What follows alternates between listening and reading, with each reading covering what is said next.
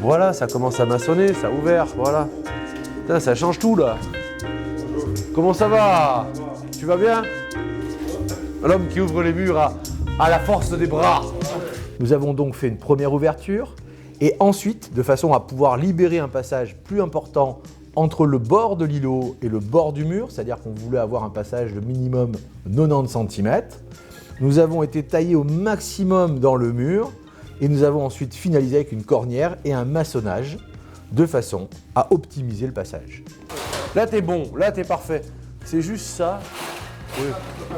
Non, tu peux pas, t'as le truc. De toute façon, t'as. Oui, c'est ce qui était prévu. La cliente a opté pour un nouveau système de chauffage avec un feu ouvert alimenté par le gaz. Cette cheminée doit être placée entre le living et la salle à manger de manière à amener à une optimisation maximum de la chaleur, mais aussi un espace convivial. Trouver la longueur idéale, c'est-à-dire de la structure, la hauteur et la largeur, tu vois, la profondeur.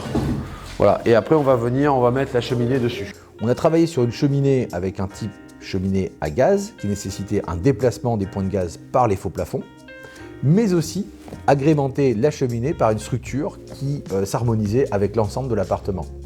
Dans un premier temps, les spécialistes sont intervenus, ont placé la cheminée sur des structures en métal et autour de cela, nous avons créé la structure complète pour donner le sentiment visuel qu'elle était intégrée dans les murs.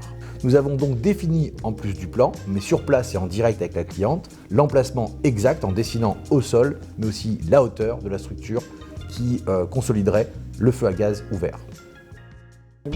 Non, mais le problème, c'est que là, tu ne sauras pas découper là-bas, dans une porte comme ça. Ah, c'est mort. Ah, ça, c'est un problème, ça. Mais en même temps, il y avait déjà 2 cm de différence, hein, je te signale.